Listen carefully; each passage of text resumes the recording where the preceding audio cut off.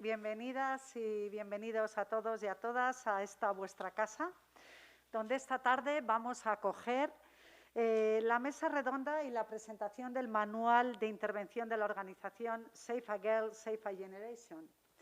Acogemos este evento en el marco del Día Internacional de la Tolerancia Cero con la mutilación genital femenina, que, como sabéis, se conmemora cada año el día 6 de febrero. Esta organización, Safe a Girl, Safe a Generation, en colaboración con Casa África también y Casa Árabe, nos va a presentar este manual de intervención en los casos de mutilación genital femenina, así como también en los casos del matrimonio forzado. Se ha realizado este trabajo en el marco de la colaboración del proyecto de carácter interdisciplinar denominado CHAIN y que, como sabéis, está financiado por la Unión Europea. Es un trabajo magnífico cuyo objetivo fundamental es servir de manual para ser un instrumento de ayuda a todos aquellos o aquellas profesionales que abordan los casos tan duros de mutilación genital femenina y de matrimonios forzados en su ámbito de trabajo. Van a intervenir en la presentación Asha Ismail, presidenta de Safe a Girl, Safe a Generation, María Gascón, mediadora y responsable de formación, Ángela Hidalgo Barquero, Project Manager del proyecto CHAIN, y la periodista María Yapart, quien va a actuar como moderadora en esta primera parte. Tras la presentación del manual, se va a proyectar un cortometraje llamado Mariama, Mutilación y Ablación, y posteriormente va a tener lugar la mesa redonda que llevará por título Ampliar la mirada, con la participación de Aisha Cámara, directora del cortometraje, de Ibrahim Ban, activista y protagonista del cortometraje, que en principio va a estar, pero finalmente no sabemos si podrá acudir o no. Yo, por si acaso, os lo digo. Y también intervendrá Asha Ismail. Por lo tanto, muchísimas gracias de nuevo por estar aquí. No me voy a extender más porque son ellas quienes tienen que hablar y quienes tienen que contarnos y explicarnos los entresijos de este informe y de este manual. Muchas gracias por participar de nuevo en este acto de tantísima importancia y, como no, os doy de nuevo la bienvenida a Casa Árabe, como os he dicho al principio, vuestra casa. Muchísimas gracias por estar aquí. María, te cedo la palabra, por favor. ¿Qué tal? Muy buenas tardes. Gracias a todos por estar aquí y por acompañarnos en un día tan especial. Para mí es un placer hoy acompañar a la gran familia de Safe a Girl, Safe a Generation y estar con todos ustedes en un rato en el que vamos a hablar de la defensa de los derechos humanos. Así que gracias por acompañarnos. Estamos aquí para presentar una herramienta, un proyecto que puede cambiar el destino y la vida de muchas mujeres y también de algunos hombres, pero sobre todo de muchas mujeres. Una herramienta que puede librarles de sufrir un daño permanente. Hoy vamos a hablar sobre el camino que hay que coger para rebelarse contra las normas establecidas, contra la cultura mal entendida, contra las costumbres que, lejos de proteger la vida, la dañan. Y también vamos a hablar hoy sobre cómo luchar contra las religiones que se alimentan de relaciones de género desiguales que niegan los derechos más elementales. Hoy vamos a hablar de un proyecto que se llama el proyecto CHAIN. Ya lo ha adelantado mi antecesora, es un proyecto que está financiado por fondos europeos. Aquí en España está liderado por la ONG Safe a Girl, Safe a Generation y del que, de manera paralela, también forman parte ONGs de Italia, Francia, Bélgica o Alemania. El proyecto CHAIN ha tenido un recorrido de 2 años y una parte fundamental de su existencia es esta guía. Esta guía que tenían ustedes a la entrada, que creo que muchos la tienen en su mano, es una guía de 23 páginas y es una de las partes más fundamentales de este proyecto. ¿Por qué? ¿Por qué digo esto? Pues porque se trata de una guía para intervenir en casos de mutilación genital femenina y matrimonio forzado. Incluso iría más allá. Se trata de una guía que pretende evitar la mutilación genital femenina y los matrimonios forzados. Está hecha para que la usen profesionales de distintos ámbitos: sanitario, educativo, jurídico, social, policial. Todos profesionales que tienen contacto con la población migrada y refugiada procedente de países en los que se mantienen estas prácticas, la de la mutilación y los matrimonios forzados. Y que, aunque ahora vivan en España, estas personas, fieles a sus culturas, a sus tradiciones y a sus religiones, siguen realizándolas o siguen creyendo en ellas. Les voy a dar un dato.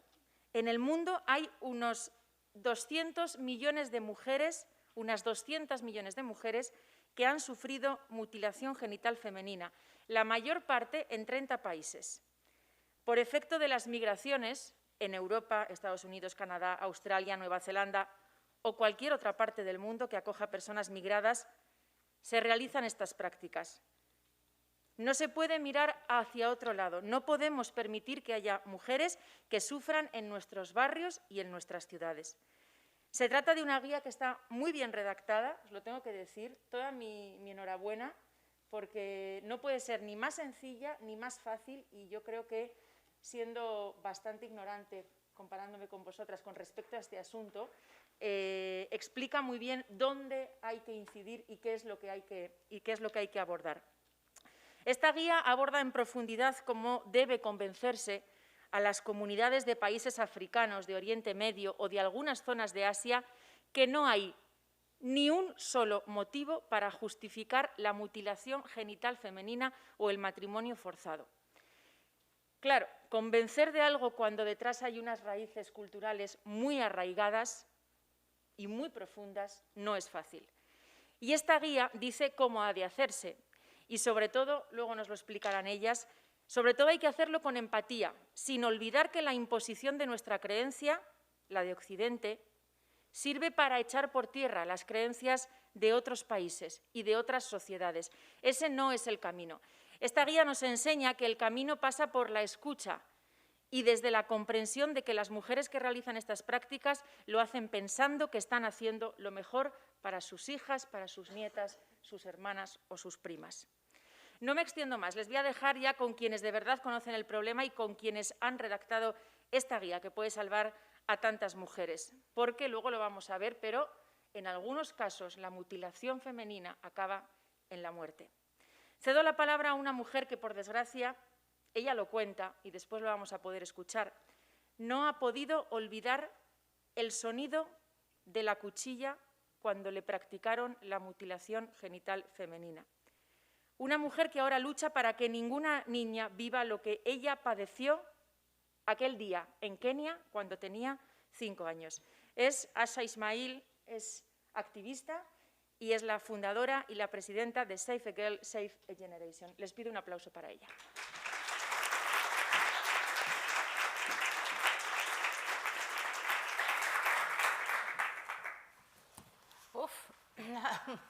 Muchísimas gracias, María, por explicarlo todo tan bien. Yo no me voy a entretener mucho porque lo importante aquí es la presentación del manual, ¿no? Solamente explicaros lo que es Save a Girl, Save a Generation. Creo que la mayoría, además veo caras conocidas aquí, no es nuevo para vosotros.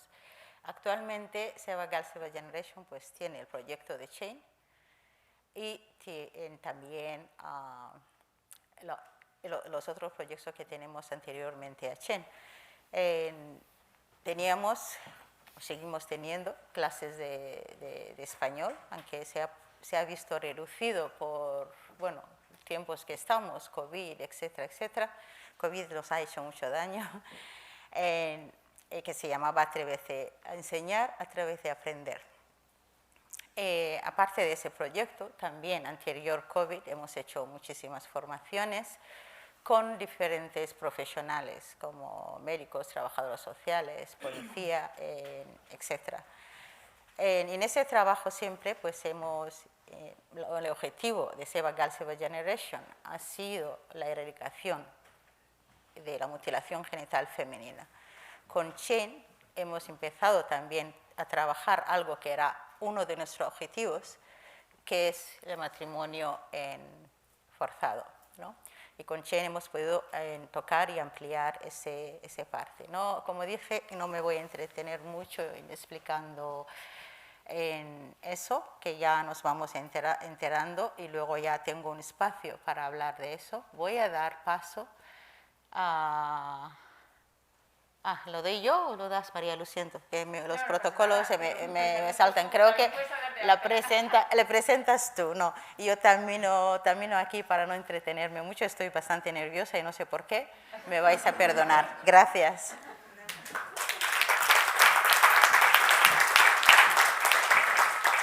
No te preocupes, Asa, que lo de los nervios es normal y poco a poco nos iremos relajando, que estamos en familia y entre amigos.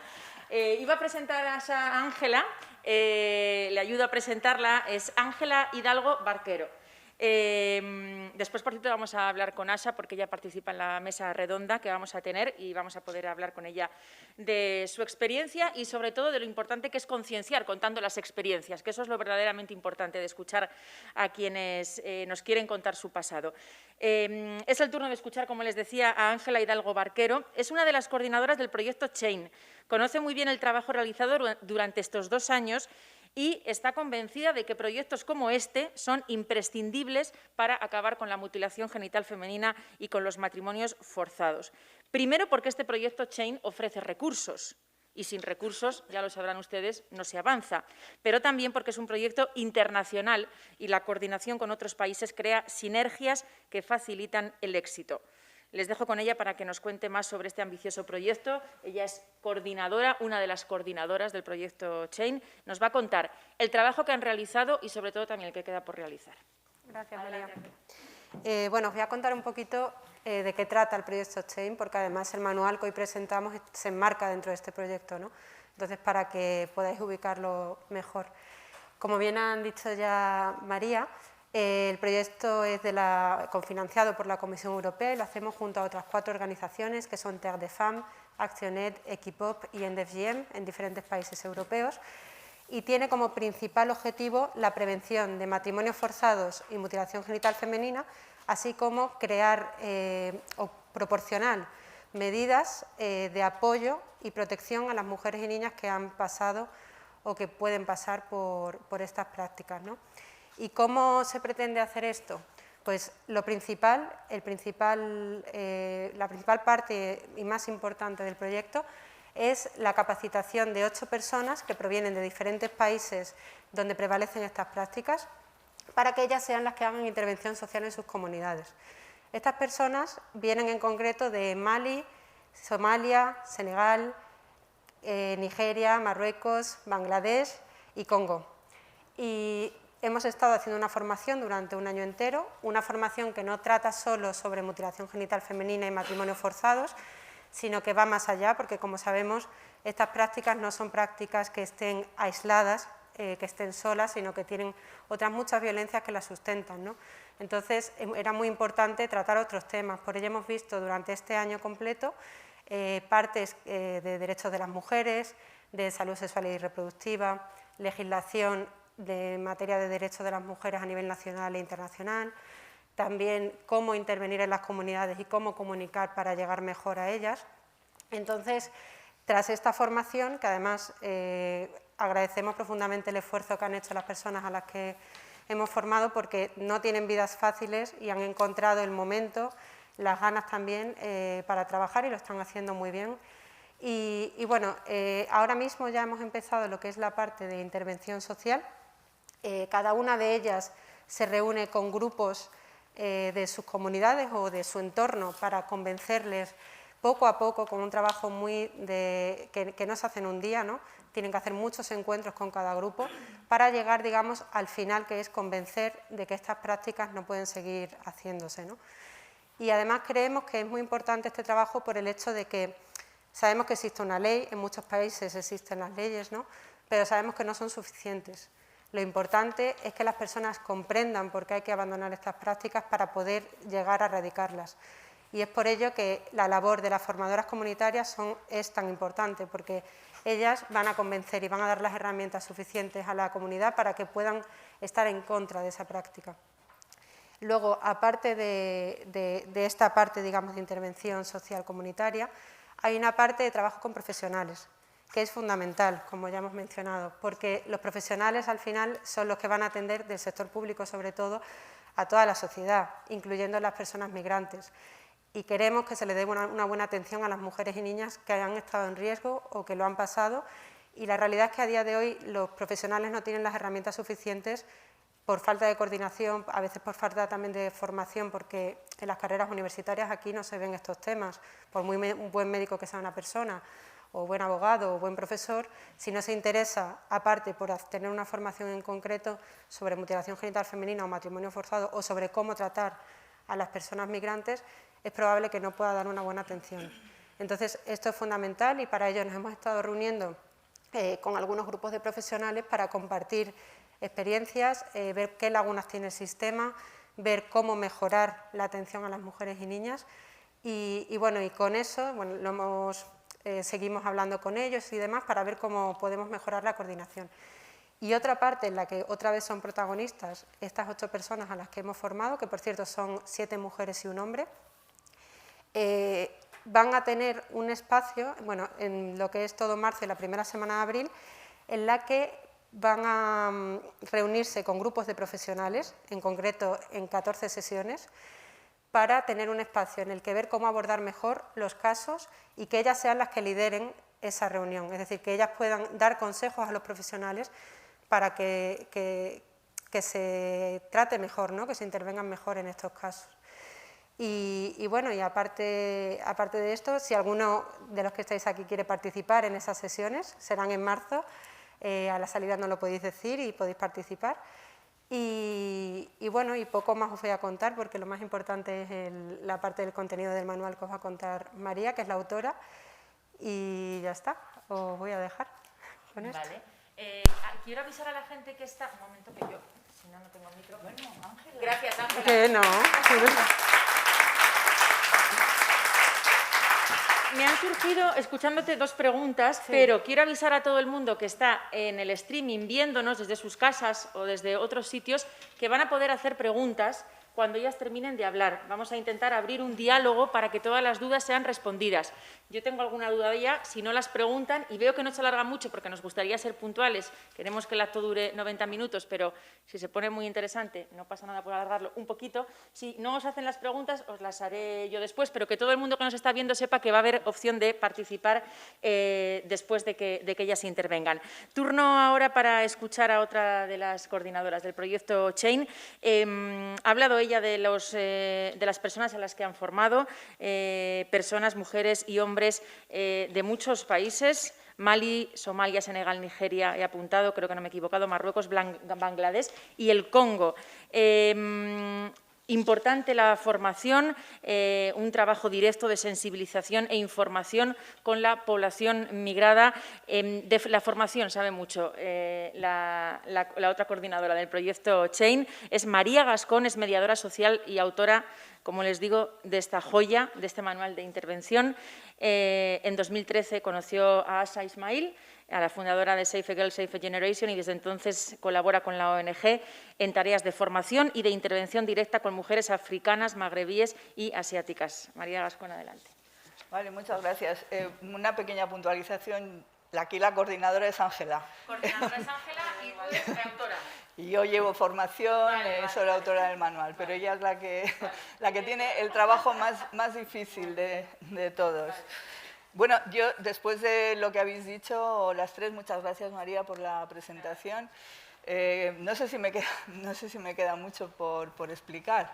En todo caso, y en primer lugar, quiero agradecer públicamente el apoyo que ha supuesto la participación de Ángela, de mi compañera Ángela, en la elaboración de este manual, por su infinita paciencia para revisar todos los borradores que hemos ido sacando y también por su acierto en señalar modificaciones que han supuesto una mejora indudable para su contenido y para su texto.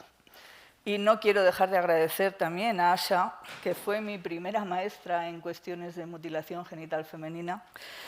Y quiero agradecer también la amistad que me ha brindado durante estos últimos 8 años, desde que nos conocimos y en que hemos venido trabajando juntas en la asociación. Así que estoy muy a gusto en esta mesa. Bueno, quiero decir que este no es el primer manual, ni mucho menos que se hace en relación con la mutilación genital femenina y los matrimonios forzados. De hecho, esta misma organización ya hicimos uno en el año 2015, aunque en esa ocasión solo trataba de mutilaciones genitales femeninas. Y hay otras entidades que han aportado estudios, investigaciones que para nosotros han sido una fuente de aprendizaje y de inspiración en nuestro trabajo, ¿no? Pero ninguno de estos manuales, guías, en fin, como le queramos llamar, sería necesario si los profesionales de la salud, de la educación, de la mediación social, del trabajo social, incluso de los cuerpos de seguridad del Estado, tuvieran en sus carreras universitarias y luego en su trabajo la formación necesaria para la formación continua, que es una formación que no se debe dejar nunca porque siempre aparecen nuevas cosas. Digo, esa formación continua que les permitiría abordar adecuadamente los casos que suceden con este tipo de prácticas. Bueno, os vais a preguntar entonces qué tiene de especial este manual. Bueno, antes voy a señalar algunos aspectos forzosamente muy resumidos, pero antes quiero decir que a mí particularmente no me gusta llamarle manual, porque manual sugiere recetas, un recetario, ¿no? O sea, tienes un manual, lo miras y que hay que aplicar esto, hay que aplicar lo otro. Justamente en este trabajo nuestro de mediación y de intervención social, lo que no se puede hacer es un recetario. Cada persona exige un tratamiento especial. Es verdad que en el manual, si tenéis la paciencia de leerlo, de echarle un vistazo, veréis que se señalan algunas pautas de comportamiento, se señalan algunas, digamos, sugerencias o recomendaciones de procedimiento, pero también hay que decir que para este trabajo nuestro, para la intervención social, para la mediación, no hay recetas. Lo que cuenta son los conocimientos en interculturalidad y en perspectiva de género que los profesionales tengan y, muy importante, las habilidades de percepción, de escucha y de comunicación que tengan también y que puedan desarrollar. Por eso, una de las cosas que quizás caracteriza este trabajo es que no está hecho desde la perspectiva de los profesionales, o sea, no está hecho desde nuestra perspectiva, sino desde la perspectiva de las mujeres, o de la mujer o de la joven que ha sido afectada por alguna de estas prácticas o que está en riesgo de serlo y que necesita recibir la atención de ese profesional, sea un médico, sea un enseñante, sea un policía, sea un trabajador social. Nosotras partimos de que cualquier acción que hagamos los profesionales o que no hagamos o que dejemos de hacer va a tener consecuencias sobre las personas a las que se va a tratar. Y según cuál sea el comportamiento del o de la profesional, el resultado de su intervención puede ser o bien reparador o bien revictimizador. Para nosotras el principal cimiento de cualquier intervención profesional y social es la empatía. Ya lo ha citado María en su presentación, es punto central de la actuación, de cualquier actuación en este tipo de tareas. La empatía es, por así decirlo, el método, digamos, científico más importante para la intercomunicación. Sin empatía es imposible comprender por qué se realizan las mutilaciones genitales femeninas y los matrimonios forzados. Sin empatía no se puede comprender por qué una mujer puede hacer eso a su hija. Sin empatía no podemos ver a la mujer que tenemos delante en ese trabajo profesional como una igual a nosotros. Una mujer a la que debemos de escuchar y tratar de comprender su punto de vista sobre el problema, que muchas veces es contradictorio, que muchas veces no entendemos o no podemos justificar. Sin empatía es imposible crear una relación de confianza, ni determinar, por lo tanto, el tratamiento más adecuado o pensar en la mejor manera de qué tipo de herramientas necesita esa persona en concreto para que pueda superar todo lo que ha pasado o para evitar el riesgo de que suceda. Cuando los profesionales estamos ante una mujer, sea en una consulta médica, sea en un aula, sea en una comisaría o sea en un servicio social, no debemos ver solo una mujer, es decir, un individuo, sino que debemos llevar nuestra mirada más allá, tratando de situar a esa mujer en su contexto, es decir, en su familia, en su contexto social, ideológico, en su contexto cultural, para poder conocer y comprender a qué problemas nos enfrentamos, porque seguramente vamos a ver muchos más problemas detrás de ese primer problema que nos ha venido a plantear. Yo sé que esto es muy contradictorio con la situación actual de la sanidad, con la situación actual de la escuela, en fin, de la enseñanza y también del trabajo social. Sé que es muy contradictorio porque para hacer estas cosas, como luego veréis en el manual, si lo leéis, hace falta tiempo. No solo conocimiento, sino que hace falta tiempo. Y sabemos que hoy el tiempo es lo que no hay por la escasez de recursos. Pero bueno, tratamos de decir qué es lo mejor que se puede hacer y luego luchar para que se consiga, ¿no? Bueno, en definitiva, lo que tratamos de plasmar en este trabajo es el resultado de la observación de diferentes situaciones de violencia por las que han pasado las mujeres inmigradas y refugiadas con las que hemos venido trabajando a lo largo de estos años, pero también observar y recoger las necesidades que ellas mismas han manifestado tener en esos encuentros con profesionales. Bueno, en nuestro caso, este enfoque es fruto, como ya he explicado, creo que ambas, María y Ángela, es fruto de la experiencia de trabajo directo con mujeres inmigradas y refugiadas que venimos llevando a cabo desde hace tiempo, ¿no? Así que, por así decirlo, el proyecto Change lo que nos ha venido a proporcionar pues son los recursos que necesitábamos para visibilizar y organizar mejor un trabajo que ya hacíamos. Bueno, el segundo aspecto que nos interesa señalar o resaltar de este trabajo es que no se limita a explicar lo que es la mutilación genital femenina o el matrimonio forzado, bueno, que se hace, pero se hace obligadamente de manera muy resumida, sino que desvela y trata de analizar toda una serie de problemas que están ocultos tras los mensajes simples y directos que se usan habitualmente, bueno, que usamos habitualmente para denunciar estas prácticas. Por ejemplo, se analiza un poquito la terminología. Mutilación genital femenina, matrimonio forzado. Tratamos de que se diferencie esa terminología digamos, el uso de estas expresiones, el uso de estas palabras, que se diferencien de lo que es el trabajo de sensibilización, del uso que deben de tener en intervención social y profesional y en su calificación como delitos.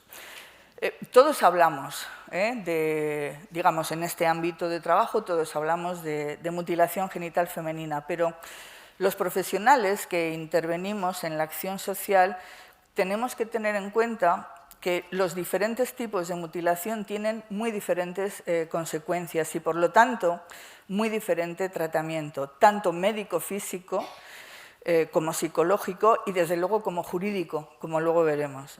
Entendemos, por lo tanto, que se ajusta más a la realidad hablar de mutilaciones genitales femeninas, en plural. Pero además, y siguiendo con el aspecto de la terminología, la dureza del término mutilación es un término muy duro, o sea, porque además te inspira figuras, te inspira expresiones fotográficas casi, ¿no? Esa dureza contradice la intención de las familias que defienden esa práctica, puesto que, como ya se ha dicho también, lo hacen pensando en el bien de sus hijas y nietas. Por lo tanto, los profesionales estamos obligados a utilizar otros términos menos agresivos, tener en cuenta que el profesional con esa mujer está en un cuerpo a cuerpo. No estamos hablando de un mensaje de la tele o de un anuncio, estamos en un cuerpo a cuerpo. Entonces, estamos obligados a utilizar expresiones menos agresivas, no sé, corte, ablación, en fin, o incluso utilizar las mismas expresiones que para designar esa práctica utilice la persona con la que estamos actuando. ¿Y por qué hacerlo? Pues porque si no podemos correr el riesgo de bloquear la comunicación con esa persona, porque no va a entender por qué se le atribuyen comportamientos inhumanos que en ella, o sea, es decir, el sentido de las palabras como una traducción de un acto inhumano, cuando ellas no lo ven así, ¿no? Bueno, en el caso del matrimonio forzado, la verdad es que es una práctica tan integrada en las relaciones sociales de determinadas familias y comunidades, bueno, entre otras la etnia gitana, que conocemos bien de cerca, es decir, no tenemos que irnos a otro continente, ¿no? Que a veces no se percibe como algo negativo, incluso por parte de las propias víctimas, salvo cuando éstas conocen otras formas de relación social y familiar, por ejemplo, en la diáspora. Bueno,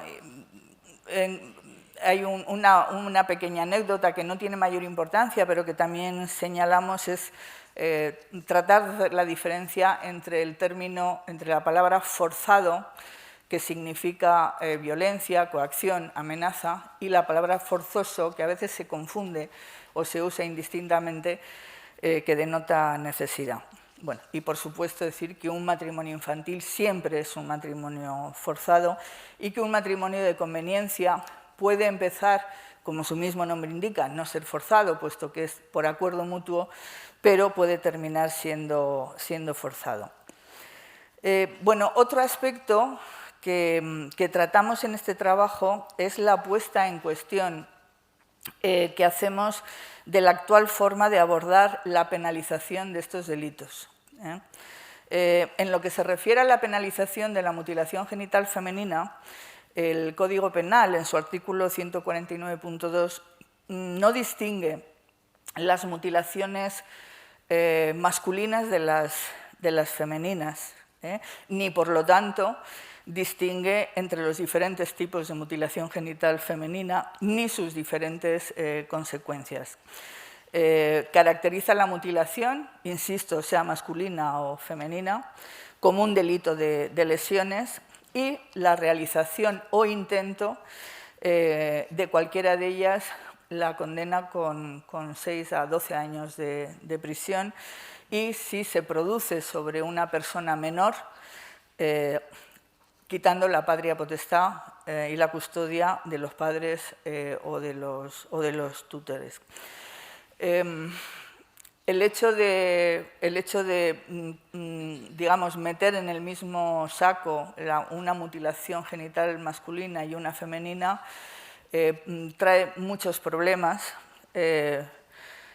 Bueno, el primer problema es que no se reconoce la mutilación genital femenina en su causa y en su desarrollo. Una mutilación genital masculina solo se puede producir o por crimen o por accidente, mientras que la mutilación genital femenina, como todos sabemos, obedece a una situación concreta, a cómo se considera lo que debe ser la situación concreta de esa niña para que cuando sea mujer cumpla un determinado papel de la sociedad. Y por lo tanto nada tienen que ver. A nuestro modo de ver, uno de los principios que se vulnera es el principio de proporcionalidad. Al no reconocer la diferencia de tipos y por lo tanto, de daño en la víctima y dar la misma pena, no se considera esas diferentes consecuencias ni la equiparación de la pena al tipo de delito. Bueno, eso lo veréis quizás más desarrollado en el... bueno, este fallo, que a mi juicio es muy importante en la legislación, nos hace ver a los profesionales, que es donde quería ir a parar, que tenemos que tener mucho cuidado a la hora de decidir hacer una denuncia. Si en el proceso de detección de un riesgo de mutilación no estamos absolutamente seguros que de verdad existe ese riesgo y que está fundamentado, la denuncia, que por la ley es obligada, porque se considera un delito público, la denuncia puede traer más daño a esa niña y a esa familia, bueno, ya digo, si no hay, porque puede haber otro tipo de procedimientos para evitar esa mutilación. Y también nos obliga a exigir la protección real de las víctimas o de las posibles víctimas, algo a lo que obliga el Convenio de Estambul, que está firmado por todos los países europeos y también por España. Bueno, otro aspecto que analizamos, bueno, no sé cómo voy de tiempo. Tienes que ir terminando, ya María, porque hay alguna pregunta del público. Pues voy terminando con otro aspecto que a mí me parece muy importante, y es la contradictoria relación que hay entre estas prácticas y la violencia de género. Me explico. Ambas prácticas son violencia de género, obviamente, o sea, eso es indudable, y así está recogido además como motivo de asilo en la Ley de Protección Internacional y en todos los convenios internacionales que las citan. Sin embargo, tanto la mutilación genital femenina como el matrimonio forzado están tipificados, como ya he dicho, es decir, como delito de lesiones, y en el caso del matrimonio forzado, como trata de seres humanos, ¿no? Y además no cumplen con las condiciones que la Ley de Violencia de Género señala para ser reconocidos como delito. En el caso de la mutilación genital femenina, el victimario no es un hombre, como en violencia de género, es una mujer, puesto que las excisadoras o las mujeres que realizan la práctica o quienes la toleran, madres, abuelas, son mujeres. Y en segundo lugar, la intención no es la misma intención que la que tiene un marido o una pareja o una expareja sobre su pareja, que es la de humillar, hacer daño, someter, etcétera, sino es justo todo lo contrario, es conseguir un bien para esa persona cuando sea mayor, ¿no? Por lo tanto, eso bueno, son debates que están abiertos, o al menos que nosotras tratamos de abrir, que habría que discutir y que exigiría una revisión de la actual legislación en la línea, por un lado, de distinguir la mutilación genital femenina de la masculina, de reconocer los diferentes tipos de mutilación y sus diferentes consecuencias y, por supuesto, algo importantísimo que es la protección de las víctimas. Bueno, tengo algo más que decir, pero no quiero vamos a esperar a ver si en alguna pregunta no quiero aprovecharme más del tiempo y dejar que el resto de la gente participe. Vale, gracias, Muchas María. gracias. Gracias a ti. Vamos a aprovechar algunas preguntas del público, quizás con ellas se pueda resolver alguna duda. Un aplauso, sí, para María.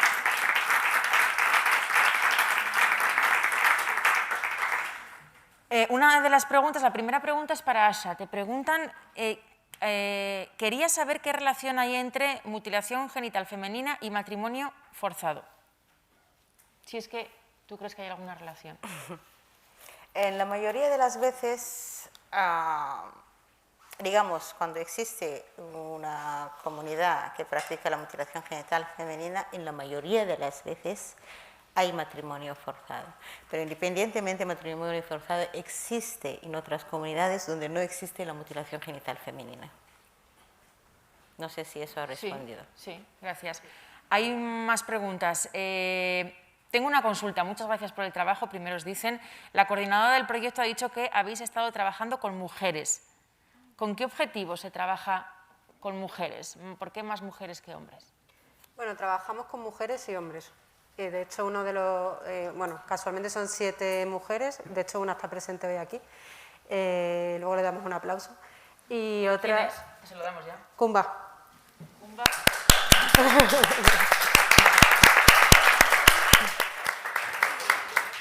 Bueno. Con su bebé, cuéntanos algo de Kumba.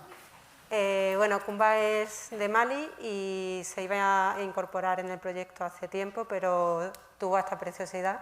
Entonces hubo un parón y está muy motivada por hacer el trabajo con la diáspora aquí para combatir mutilación genital femenina y matrimonios forzados, y también tiene mucha motivación por si en algún momento puede ir a su país, seguir haciendo allí este trabajo. ¿De dónde es Kumba? Mali. De Mali. Y allí la Mali y Congo. Sí. Está muy arraigada la mutilación Sí. genital femenina. Sí, Y se ha formado a personas como ella. esa es. Sí, yo me gustaría añadir lo que ha dicho mi compañera Ángela.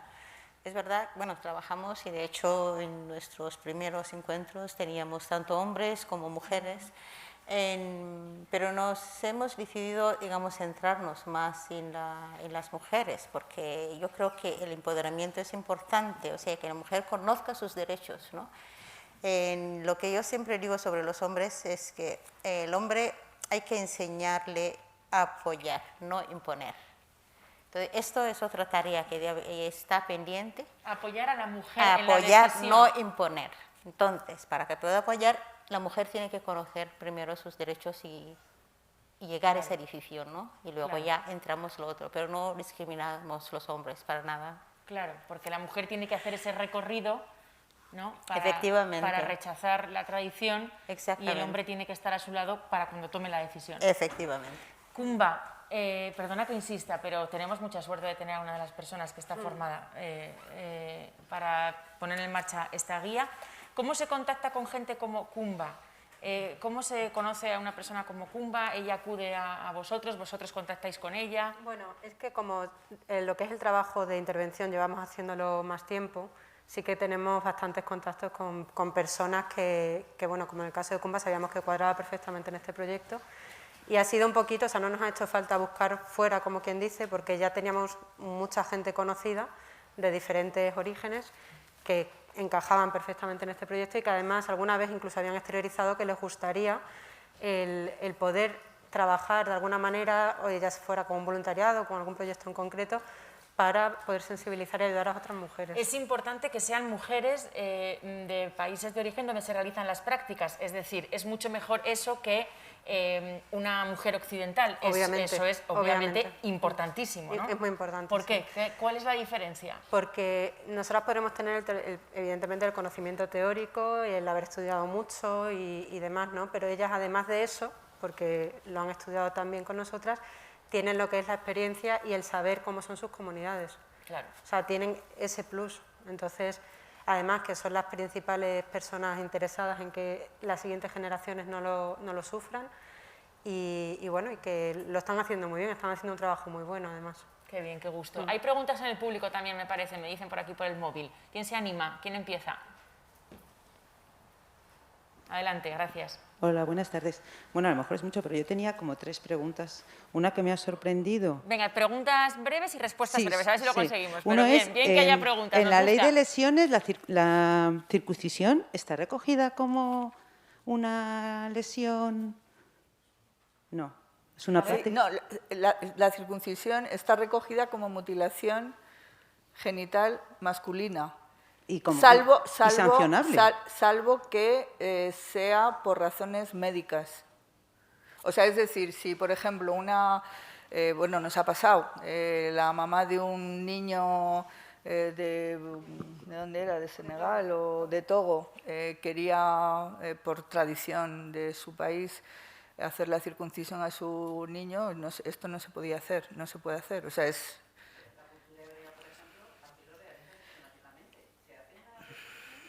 Supongo que hay acuerdos, no te lo sé decir, pero supongo que hay acuerdos con cada iglesia en este caso con los sefardíes, para aceptar determinadas prácticas y que queden dentro del ámbito de... Esto ocurre, por ejemplo, con los matrimonios también, O sea, por ejemplo, se reconocen los matrimonios en mezquitas siempre que se comuniquen aquí para que esos matrimonios sean válidos.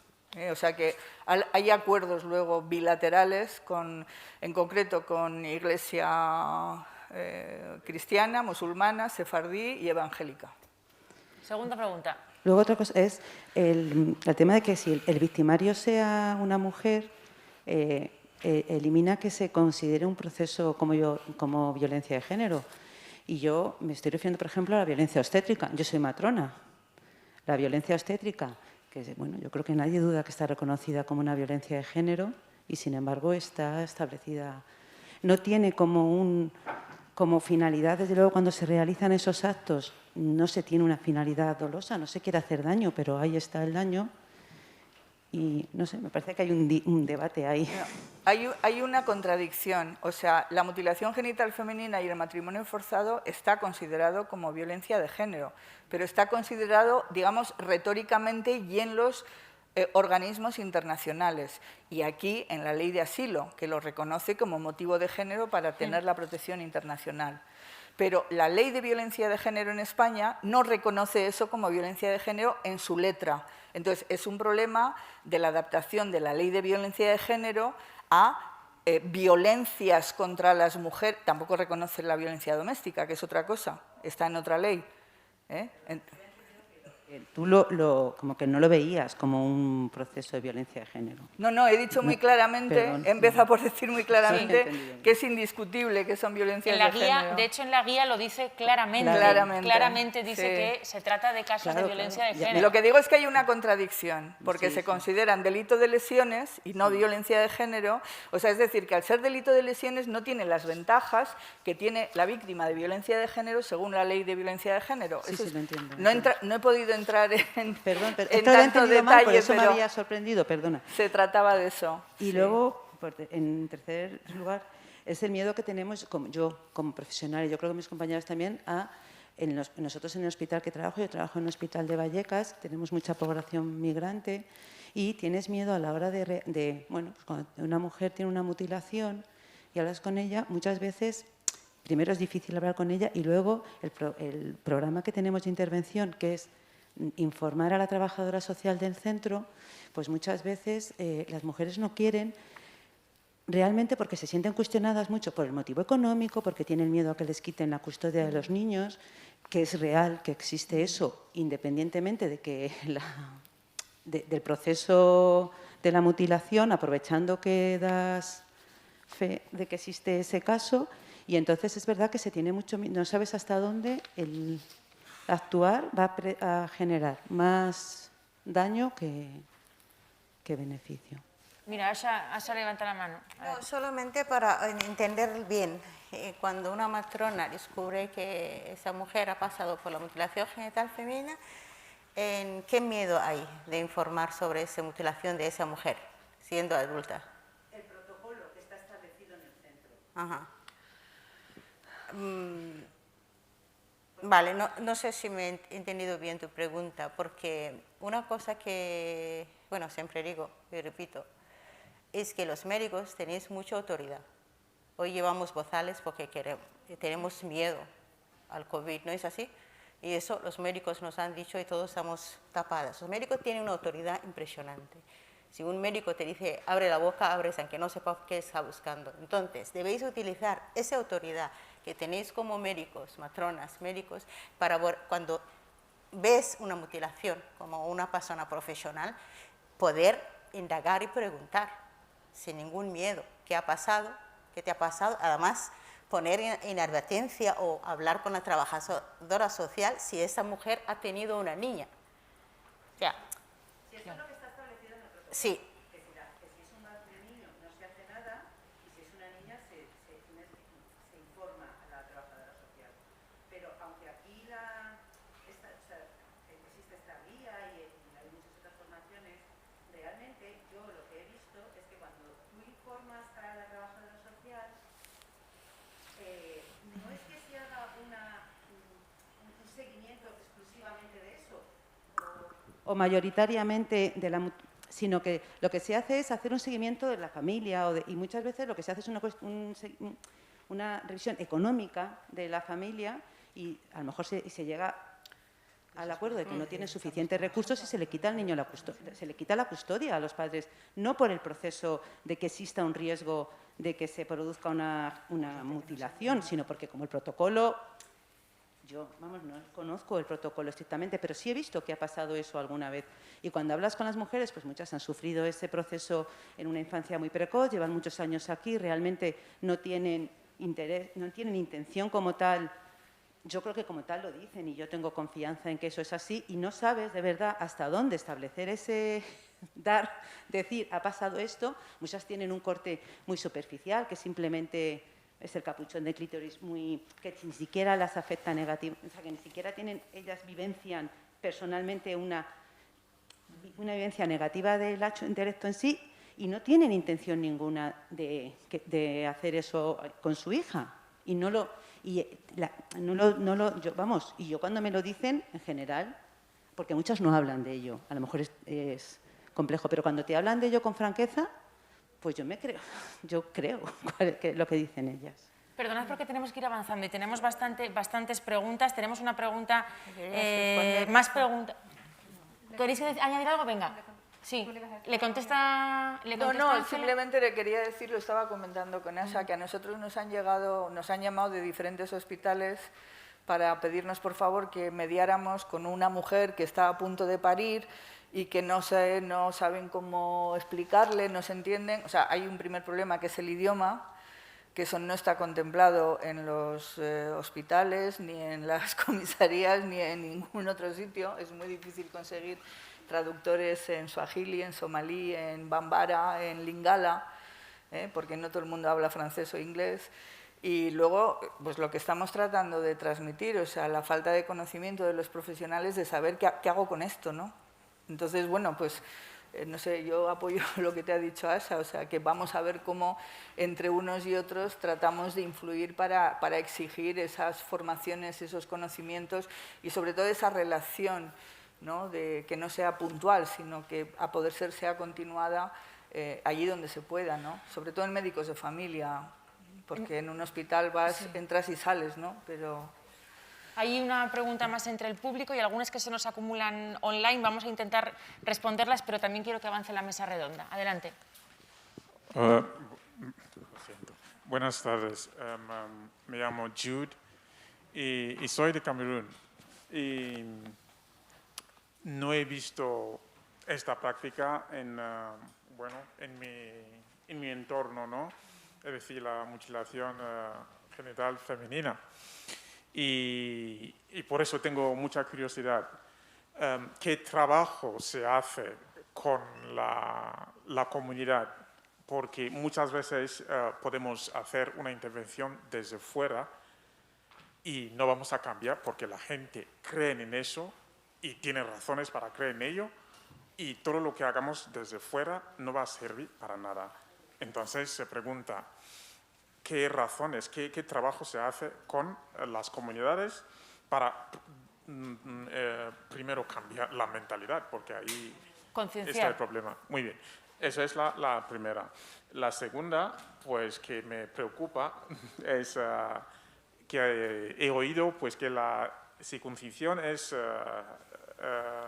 también que es condenado penalmente. Me ha pillado así, porque aquí, ¿eh? Estoy aquí, ok, porque desde niño me lo hicieron y si no fuera porque no me dejan, pues lo haría a mis niños, porque pues por los beneficios, pues higiene y todo lo que supone, y que a nosotros pues lo hacen en el hospital mismo antes de salir. Pues el niño nace y lo hace ahí antes de salir. Entonces no sé cómo, porque para mí, por ejemplo, pues alguien me tiene que de verdad convencer, de verdad que es malo y demostrarlo, porque pues me lo han hecho y he visto los beneficios y lo considero bueno. Entonces yo lo haría a mi hijo desde niño, muy chiquitín. Entonces yo no sé, ahí pues entramos en conflictos de valores, ¿no? A ver, no sé qué pensáis de eso. Ángela. Bueno, respecto a la primera pregunta, justamente el proyecto este que estamos llevando a cabo trata de hacer una intervención que lo hagan personas de la comunidad que están en contra de estas prácticas, no de la circuncisión, ¿vale? Eso es un tema que no tratamos en nuestro trabajo, sino de mutilación genital femenina y matrimonio forzado. Y es verdad que es un trabajo muy difícil convencer a la gente, pero es por ello que estamos intentando que cada una de las intervenciones, o sea, cada una de las formadoras y agentes de cambio, no hagan una intervención con cada grupo, sino que se reúnan muchas veces, que poco a poco vayan hablando, que vayan sabiendo qué es lo que piensan y poco a poco ir dándole los argumentos suficientes para, digamos, desmontar esas creencias que sustentan estas prácticas. Es complicado y no se consigue siempre, pero sí es verdad que muchas veces sí que se consigue. De hecho, incluso el chico que forma parte del proyecto, él mismo lo dice, yo no era defensor de estas prácticas ni de otro tipo de creencias, pero pensaba que era normal porque estaba habituado a verlas. Y cuando me han explicado y me habéis explicado y lo he visto y tal, todas las cosas negativas que nos causan, bueno, me he dado cuenta realmente de que eso no se puede seguir haciendo, ¿no? Y él, por ejemplo, está muy motivado porque al ver el cambio en él mismo, sabe que puede convencer a otras personas, ¿no? Evidentemente no se consigue siempre, eso es una realidad, pero sí que poco a poco se van cambiando las cosas, o sea, se consigue. Sobre la segunda pregunta, ¿quién quería contestar a esa? Voy a intentar añadir un pelín lo que ha dicho Ángela. Hace mucho tiempo que se está llevando trabajos también en muchos países en África.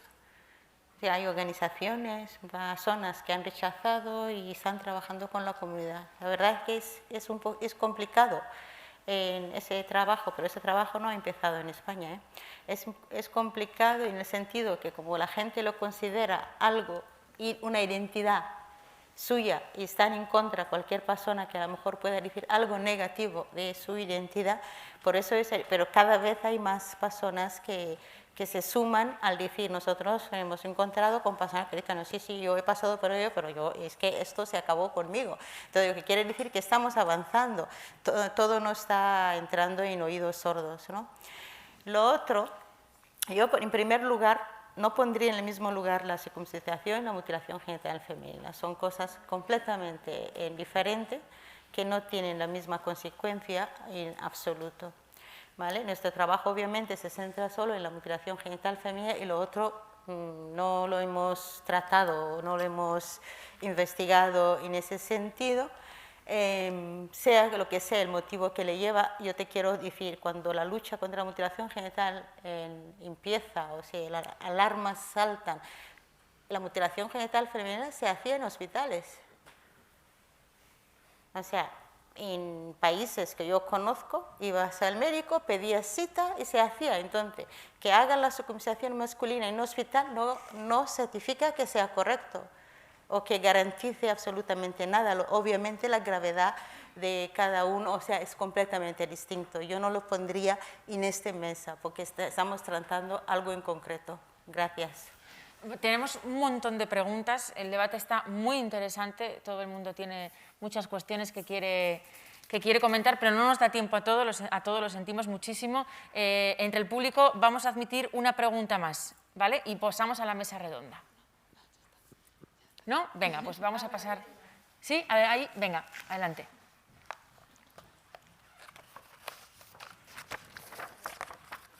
He escuchado hablar de esos primeros encuentros con las comunidades y con las mujeres y cómo era importante modular un poco el lenguaje para no bloquear la comunicación. Quería saber también si moduláis de alguna manera o trabajáis también los argumentos, más allá de las razones que a todos se nos pueden venir a la cabeza, a la hora de hablar con esas comunidades que tienen tan arraigada la práctica, cómo se trata de convencer, cuáles son esas razones concretas que se les van dando para llegar a lograr ese objetivo. Ángela, por favor. ¿Yo? Sí. Vale. ¿Te refieres a qué argumentos les damos para que no lo hagan? ¿Cómo? Que a las comunidades no les hablamos a las personas. Digo que ya pregunta a las comunidades, no les hablamos. Sí, bueno, a las personas en concreto. Sí. Bueno, claro, sí, cuando digo comunidades me refiero a un número de personas, ya sea sí. mujeres o... Normalmente depende del motivo que cada uno alegue. O sea, no tiene nada que ver una persona que cree que su religión se lo dice, que no es cierto, a una persona que es por el control sexual de la mujer. no tiene nada que ver. Entonces, según también como lo nombren, también te da pistas de cuál es, digamos, el motivo que lo sustenta en su creencia. Por ejemplo, si es una persona que dice, no, es que yo soy musulmán y me dicen que lo tengo que hacer, en el Corán no lo pone, y lo que pasa es que hay ciertas corrientes, pero son interpretaciones que dicen que se tiene que hacer. Entonces, una persona así, pues ya sabes que le tienes que decir que no está y que si lo lee en el Corán va a ver que no está, ¿no? Si es por el control sexual, pues entonces hay que ir mucho más atrás. O sea, hay que ir a todo lo que es explicar el tema de los derechos y demás. O sea, es un trabajo muy, muy lento, muy de largo plazo también, porque si te centras solo en la mutilación no lo vas a conseguir, ¿no? Luego ir también al tema de la salud. O sea, todos los riesgos que tienen para la salud. Muchas veces incluso hay mujeres que lo han pasado y que no identifican problemas de salud que tienen con la práctica de cuando eran pequeñas de la mutilación. Y hay muchas consecuencias para la salud. Eso es. Entonces, si tú les explicas las consecuencias y además ve que ella tiene alguna de esas consecuencias, pero no sabía por qué las tenía, porque tampoco se las ha tratado o nadie le ha dicho que era por ese motivo, probablemente no quiera que su hija pase por eso también, ¿no? Entonces, también depende mucho del tipo, porque según el tipo va a ser una consecuencia. O sea, realmente no hay, como decía María, una pauta en concreto, hay que ver exactamente la persona lo que piensa y qué es lo que lo sustenta para poder, digamos, contraargumentarlo. En el manual ponemos algunos de los motivos, también explicando cómo sería, digamos, esa resolución de cómo explicarle que no debe seguirse por un motivo en concreto, pero ya te digo que sería ver cada motivo y cada persona y cada creencia que fundamenta el querer seguir haciendo la práctica. Bueno, pues muchísimas gracias a todos por todas las preguntas. Gracias a ellas, a Ángela y a María, gracias por participar en este día y sobre todo por este proyecto, por el proyecto Change. Muchísimas gracias. Nos vamos a quedar con un aplauso, claro que sí.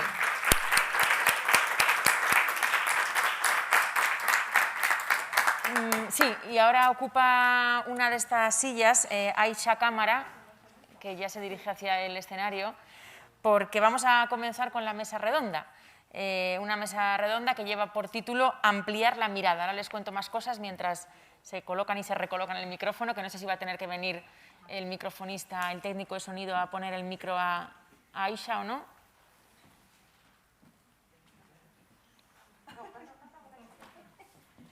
Muchas gracias. Gracias. Si no, le ayudo yo a Aisha.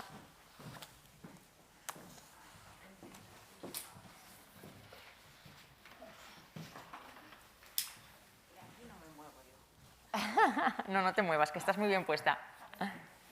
¿Qué tal, Aisha? Mira, lo puedes meter. A ver.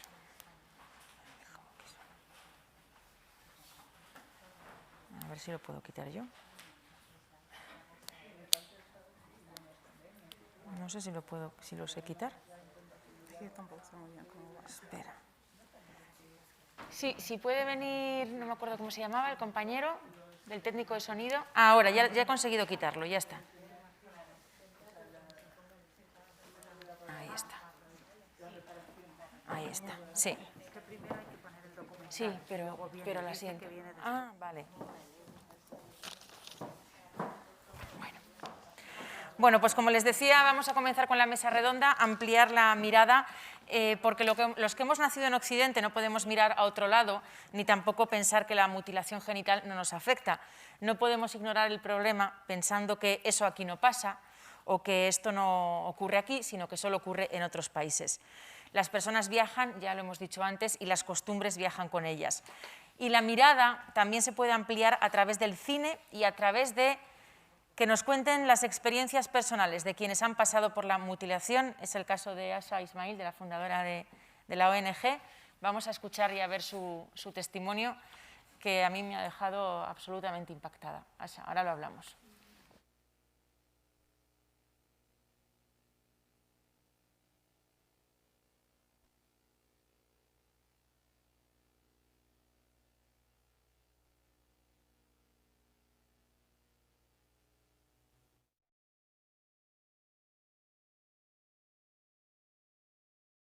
Soy Asha Ismail.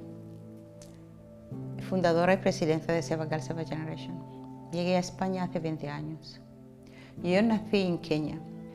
Yo pasé por la mutilación genital femenina cuando era muy pequeña, tenía 5 años. Y me acuerdo esta mañana lo nerviosa que estaba. La noche anterior apenas dormí. Estaba contenta. La sensación era cuando a los niños le dicen que mañana es Día de Reyes o que llega Papá Noel, pues algo parecido. Entonces me mandó a comprar las cuchillas y compré 2. Al volver estaban en la cocina y nada más entrar ya me quitaron la ropa interior. Me asusté un poquito. Pero me agarró mi abuela cogiendo mis brazos, inmovilizándome totalmente y con sus piernas abriendo las mías. Y la señora estaba sentada delante, a mí me pusieron el borde de ese agujerito que habían cavado y empezaron a cortar. Y me acuerdo del corte, me acuerdo del sonido de la cuchilla cortándome y me acuerdo rechazando ese dolor. Grité muchísimo, aunque no me salían lágrimas. Me metieron un trapo en la boca para que no escuchara mis gritos, porque es una señal de debilidad, ¿no? Que se grite. Yo no sé cuánto tiempo tardó eso. A lo mejor eran unos minutos, pero para mí era una eternidad. Y pensaba que se termine, y no terminaba. Y finalmente, cuando ya terminó lo de la cuchilla, ya habían cortado, empezó a coserme. Lo que me hicieron a mí, que luego más tarde entendí, es lo que se llama la infibulación. Consiste en cortar el labio mayores, labio menores, el parte visible del clítoris y luego coser todo. Coserlo de tal manera que se quede completamente cerrado, dejando un agujero muy, muy, muy pequeño para las necesidades. El dolor es tan difícil de describir y transmitir lo que sentí en ese momento, pero claro, eso solo era dolor. Y cuando terminó, me taparon con una hierba casera y taparon todo para que se pegara muy bien, ¿no? Porque tenía que cicatrizar bien y tenía que estar completamente cerrada. No había ninguna enfermera en este espacio. Ni me acuerdo si me dieron alguna pastilla para el dolor. Luego te atan desde la cintura hasta los dedos gordos para evitar movimientos. Ese día lo que rechazaba, como dije antes, era el dolor. Lo que no sabía, que lo que me habían hecho era un daño permanente, que mis problemas iban sumando. Según vas creciendo, vienen las demás complicaciones, viene la regla, vienen infecciones y ya finalmente llega el momento, pues tiene uno que casar. Eso es una violación porque te abren y te penetran al mismo tiempo. Me quedé embarazada y durante ese embarazo deseaba tener un niño con todas las fuerzas. Al principio quería que el embarazo desapareciera, pero no, mi estómago crecía. El ser que estaba dentro de mí crecía. Entonces llega la aceptación, que sí que voy a ser madre. Entonces tenía un deseo, quería que fuera niño, porque un niño no pasaría por todo lo que había pasado yo. Y el día de parto llegó, el bebé intenta salir, no puede salir, llegan enfermeras y me ayudan ahí y luego me corta de tal manera que quedó, una de las enfermeras me dijo, estás roto como un trapo viejo. Y me ponen el bebé en los brazos y me dicen, felicidades, es una niña. Y lloré que no podía ni respirar, pero no por mí, ni por el dolor. Lloraba por esa criatura. ¿En qué mundo he traído? ¿Qué le esperaba? En ese momento, lo único que quería hacer era proteger a mi hija por todo lo que me había pasado a mí. No conocía organizaciones o gente que había rebelado contra lo que era la norma social aquel tiempo. Yo me mantuve, Pero no solamente me mantuve, empecé a hablar con la gente. Gradualmente y poco a poco empecé a tener personas que me daban la razón, que todo eran mujeres, madres como yo, que tenían hijas, que empezaban por familia, hermanas, primas, vecinas, amigas. Se convirtió, digamos, en una lucha más abierta, ya no es personal, sino intentar que todas las madres rechacen esta práctica. No es fácil. Y finalmente vine a vivir en España. En ese momento había muchísima llegada de solicitantes de asilo. Llegaban de Somalia, llegaban de Etiopía, Sudán, pero nadie le estaba ofreciendo ningún servicio, nadie le estaba hablando de la mutilación genital femenina y sus riesgos. Así que pensé, aquí también es necesario que se informe. Mi hija hoy tiene 32 años. Es madre de 2 niñas. Ella no ha pasado por la mutilación genital femenina. Y sus hijas, esto ya es historia.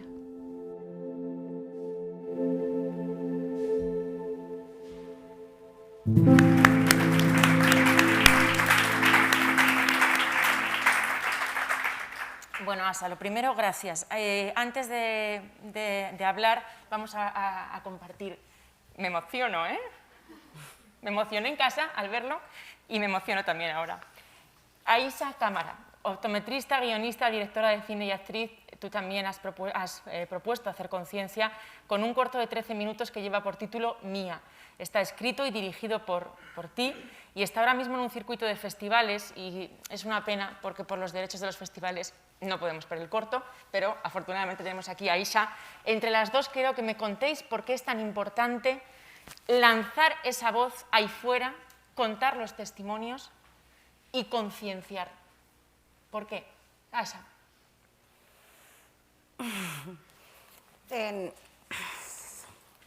Porque cuando te hablan de números, porque se habla de 200 millones de números, no es tan fácil ver esa realidad a no ser que lo pongas cara. Cuando le pones cara a esa realidad es más cercana. Es como cuando pones nombre a tu proyecto, ¿no? Tienes proyecto y lo pones nombre y parece más cercana. Entonces, poner cara. Entonces, yo he utilizado siempre mi vivencia, ¿no? Lo que me ha pasado a mí, lo que me ha hecho llegar donde estoy ahora mismo. Simplemente no es para dar pena absolutamente a nadie, sino concienciar a la gente que esto es una realidad. Es una realidad y no es algo ajeno, que la persona que le ha pasado puede ser, como siempre decía, tu hija, la amiga de tu hija, tu vecina, que no es ajeno a donde estamos ahora. La gente lo desconocía y decía muchísimas cosas que se le pasaba por la mente, como por ejemplo imaginar que la mutilación genital femenina se practicaba por gente sin ningún estudio, sin una aldea perdida XX, ¿no? Entonces, hablando de ello, te hace pensar, coño, pues no es así, se puede hacer, o sea, en muchos sitios y los estatus sociales no depende de esa realidad. Yo creo que es eso lo que me hace compartir mi realidad para acercar a esa realidad a las más personas. Sí. Aisha, ¿qué te llevó a ti a dirigir y a grabar el corto Mía? Se llama así por las siglas Mutilación y Ablación.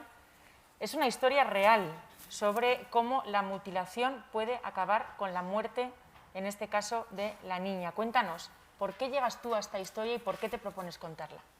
Bueno, pues yo vengo de Guinea-Conakry, que es un país en el cual la mutilación genital se hace diariamente y cada segundo, cada niña pues, sufre esta mutilación genital. De hecho, en mi país se celebra como si fuera una fiesta de quinceañera. Entonces, yo durante la cuarentena escribí un largometraje que trataba sobre la historia de 2 niñas en el cual sufrían la mutilación genital por parte de su tío, aunque sus padres estaban en contra. Pero como sus padres en ese momento no estaban ahí en cuerpo presente, pues el tío igualmente le metía la mutilación. Pues de ahí saqué la idea para hacer el cortometraje Mía, porque yo creo que la mutilación genital es una lucha que hoy en día sigue en vivo. Mientras sigue la lucha, creo que tenemos que hacer por diferentes medios. Ya tiene una asociación, yo me dedico al mundo del cine, pues tenemos que hacer cada uno pues, nuestro granito de arena para llegar a más público, para que ese acto ya por una vez se termine y más niñas, hermanas, madres, abuelas no sigan sufriendo ese tipo de aberración al cuerpo femenino. Vamos a incorporar el testimonio de otro corto. Nos iba a acompañar Ibrahim, pero bueno, pues esto del coronavirus es así. En un último momento ha dado positivo y no nos ha podido acompañar, tampoco su hija. Pero es un corto, van a ver ustedes, en el que Ibrahim cuenta su propia historia. Y en este caso también es desgarradora.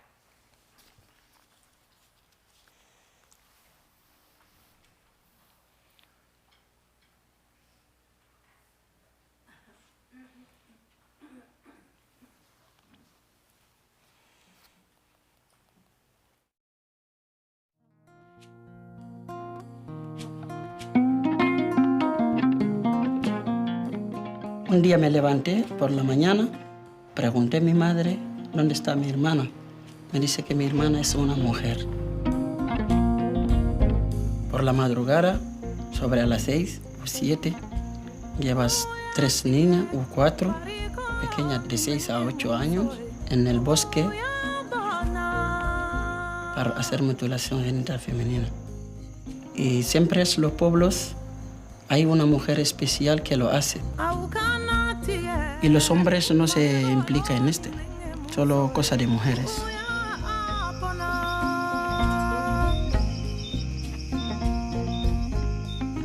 Cuando la mutilan, regresa en el pueblo y todo se queda ahí en la casa de las señoras. Y la cura ahí, le da medicamentos, comidas, ahí se queda. Si son 2 semanas o 3, se quedan juntas todas las chicas hasta que terminas. Y luego vuelve a casa de sus madres. Entonces yo me fui ahí para ver a mi hermana. Son tristes de dolor, pero estaba feliz también, porque son cosas normales de ahí. Porque es una tradición. Se viene de las abuelas, que pasa a su hija, a sus nietas. Pero es una tradición que hace daño. Tiene que cambiarlo ya. Murió mi hermano con 14 años. Y ahí, cuando alguien muere, no se pregunta. Siempre cuando alguien muere, es voluntad de Dios.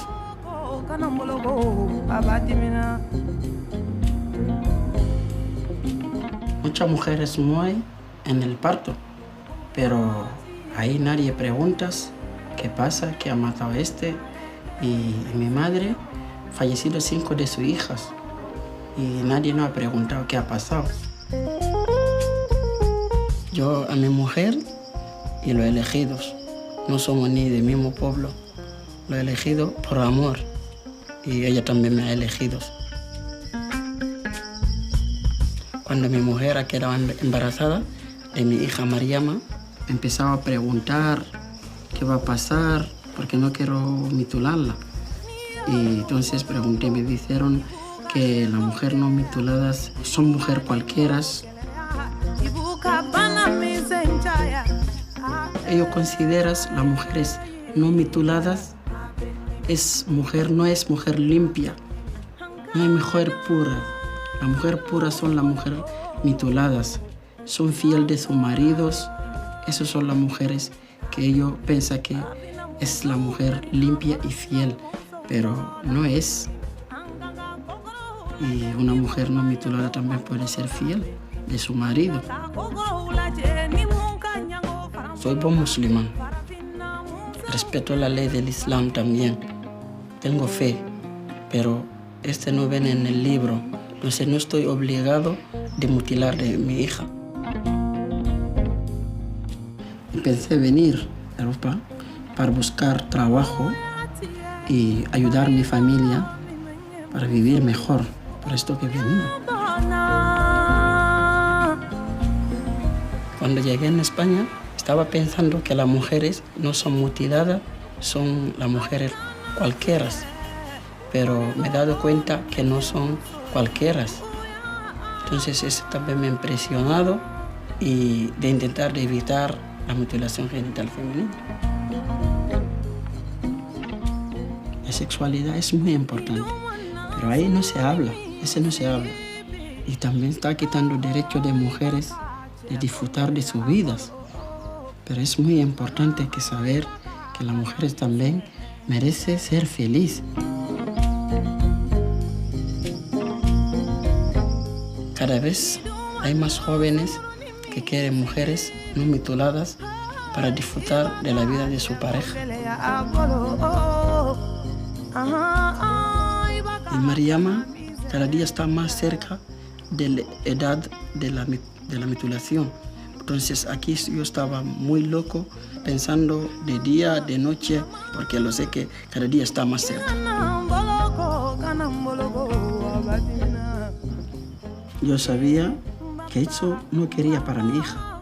Mariama no lo quería. Sabía cualquier forma no lo voy a hacer, pero lo sabía que también que voy a romper con muchas cosas. La familia, el pueblo, casi era un romper una cosa muy grande porque todo el mundo estaba en esta y yo no quería para mi hija. Pero ¿por qué? Por amor de mi hija, yo no puedo hacerlo. No dormía, porque cada día estaba pensando que mi mamá o mi hermana va a venir a coger Mariama para llevarla, para hacerlas la mutilación. Porque ahí la familia tiene poder más que la madre de la niña. Entonces yo cada día pensaba, no dormía por esto. Convencí a mi mujer que no lo hagas. Y ella, primera vez no daba cuenta lo que le decía, pero al final sí, ha dado cuenta que lo que le decía, que no lo hagas. Y entonces ha empezado a largar con la familia, con todo, hasta su propia madre. Porque todo el mundo lo coge como una cosa tradicional, entonces nadie no podía evitarlo. Cuando llamaba teléfono, siempre retrasaba que me espera hasta que me vayas y que lo hacemos juntos, porque ahí este día es un día muy grande. Pero ellos lo hacen por amor, pero no es amor. Evitarlo es el amor.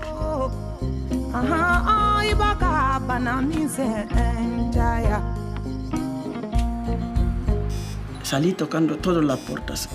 Me he ido a muchas asociaciones para intentar de salvarla de la mutilación, incluso la muerte. Y encontré una asociación que me ha ayudado para ir a salvar a mi niña. Pero fue muy difícil, porque ahí también por hacer trámite de los papeles era muy difícil. Yo tenía que llamar desde aquí al consulado español en Guinea. Pero ahí también tenía que ocultarlo, porque tengo miedo. Si lo digo que venía a recogerla, yo puedo salir y ellos van a llevar a la niña. Entonces hay que ocultarlo también hasta que conseguí el visado. Entonces, cuando conseguí el visado, a partir del aeropuerto, llamé a mi madre para decirle que sí, ya tengo el visado de la niña, me va a salir. Regresaré a España con mi hija, voy a regresar a España con mi hija.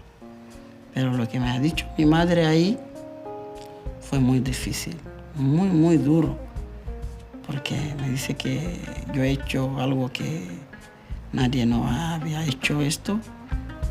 Y llevando a la niña así, y de verdad fue muy duro. Aún queda en mi corazón lo que me ha dicho mi mamá.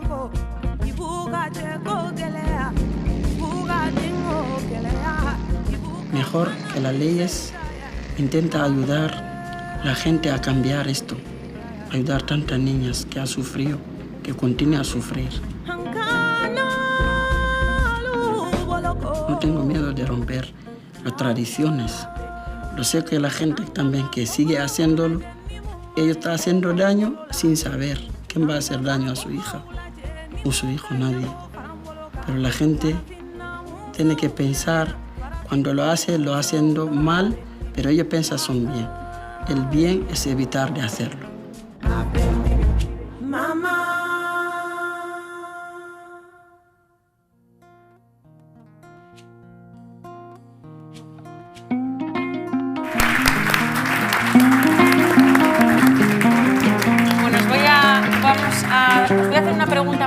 una para terminar con la mesa redonda y con el acto. No nos vamos a extender mucho, perdonadnos, solo apenas 5 minutos más, porque hablaba de evitar, Ibrahim, en ese mensaje final de este corto. Y yo quería también preguntarte, Asha, por vuestro trabajo en Kenia, porque hay que concienciar aquí, pero también qué se está haciendo en los países de origen con las comunidades para sensibilizar y proteger a las mujeres de la violencia de género. Asha. Sí, antes cuando estaba nerviosa en la primera mesa se me olvidó mencionar el proyecto que tenemos en Kenia, que en realidad empezamos el año pasado, es completamente nueva. Siempre ha sido nuestra intención ir a trabajar en el terreno, porque por mucho que estemos trabajando aquí en la prevención, si no hacemos un trabajo en el origen, no vamos a llegar absolutamente a ninguna parte. Entonces, para eso el proyecto de Kenia era importante. Hemos hecho formación con 5 comunidades, que fue, la verdad, muy interesante también. Hemos vuelto con, digamos, con la mochila cargada, ¿no? Porque todavía hay mucho que hacer. Y hemos empezado una casa de acogida. Tenemos una casa. Nuestro, digamos, intención inicial era empezar una casa de acogida de menores que huyen de la mutilación genital femenina, pero eso, la necesidad que vino, pues fue de niñas ya mayor de edad, que ellos sí que no tienen acogida, porque hay casas de acogida de menores ya existentes en Kenia. Y ha habido una necesidad a raíz de esa formación y que tuvimos que empezar en la casa. Tenemos actualmente, hay 3 chicas en la casa de acogida, tiene capacidad de 10, que le hemos acompañado, no sé cuánto tiempo llevan ahí ahora mismo, casi un año, creo, desde la primera acogida hasta que estén en la casa. Están las 3 haciendo una formación que le puede dar esa independencia, porque las niñas huyen de una violencia. Claro. Y hay que darles herramientas. Efectivamente, ¿no? Hay que dar esa herramienta que puedan tener unos recursos, ¿no? Entonces, están haciendo formaciones las 3 que le puede dar un trabajo y le vamos a apoyar en ese proceso hasta que puedan conseguir esa independencia económica. Que pues eso es parte del trabajo. Las veces que he estado en Kenia, que en los últimos años he estado más tiempo que hace en tiempo que no viajaba. Con mucha frecuencia, tu hija Hayat. Pues yo he estado más, digamos, más tiempo, y ese tiempo sí he podido estar directamente con las comunidades. He viajado a Garissa, a Isiolo, o sea, no sabría ahora por los nombres que estoy diciendo, pero son condados donde la población, la mayoría de la población que vive en esos condados son la comunidad somalí. Entonces, es fácil para mí hablar con ellos, porque soy una de ellas. Claro, ¿no? lo que decíamos antes, que es importante que vean caras de su misma cultura para que no piense que les están intentando imponer cosas externas, ¿no? Efectivamente. Entonces, si por ejemplo, si debatimos sobre la religión, pues que es la misma religión que la mía, el idioma, la cultura, y es muy importante ese trabajo que se haga. La pena es que no poder estar todo el tiempo necesario, pero sí hay mucho trabajo que hacer en el terreno y es muy importante el trabajo de terreno. El trabajo de campo. Del origen. Es tan importante como el trabajo que se haga aquí, pero si se cambia la cosa desde el origen, no tendríamos que hacer ningún trabajo de prevención aquí. Porque viajan las personas, pero no viajarían ya las tradiciones. Aisha, ¿qué más crees que se podría hacer para ampliar la mirada? Pues lo que más se puede hacer, creo que lo están haciendo ya aquí, es darle visibilidad a gente que no pueden asistir a esta misma conferencia.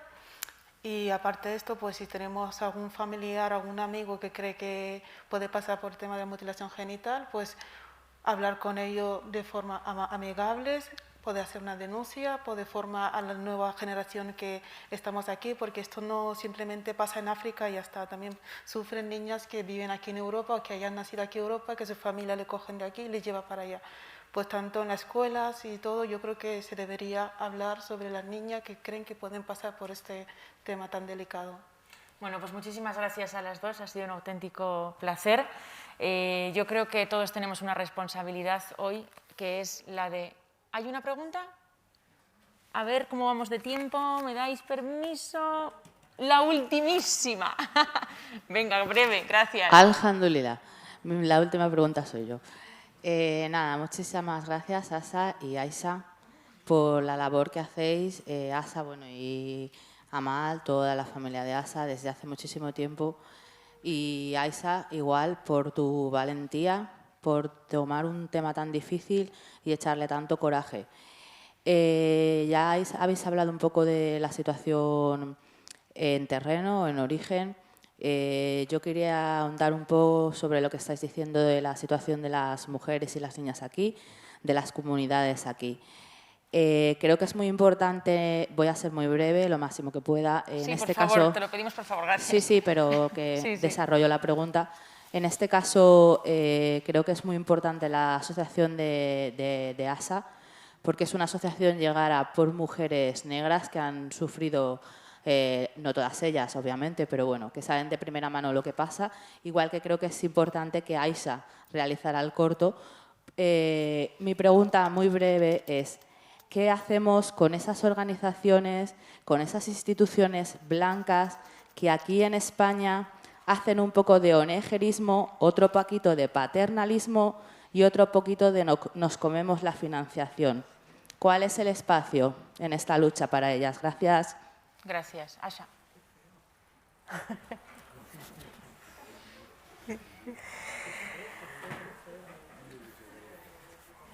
Si quieres lo puedes hablar luego con ella, sí.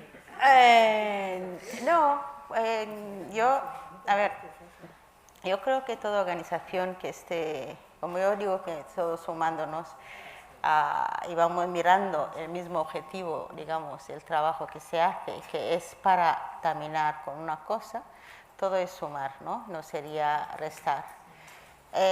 Sobre las subvenciones, quién se lo lleva o no se lo lleva, la verdad es que en este debate no voy a entrar porque no tengo ni puñetera idea, perdón. Pero yo pienso que en un trabajo no hay que ponerlo el color, digamos, si la intención del trabajo que se está haciendo es para poder llegar a un fin, que es el resultado que realmente queremos, no debíamos pintarlo de ningún color y consideramos trabajo.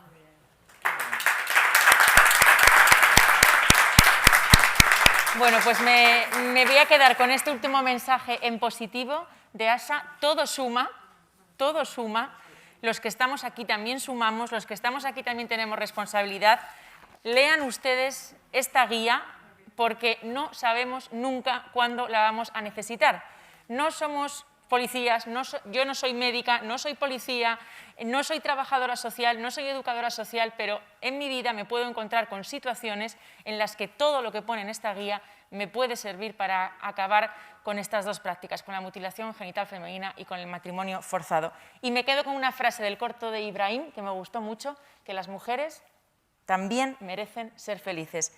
Por eso vale la pena esta causa y este acto que hemos celebrado hoy. Gracias.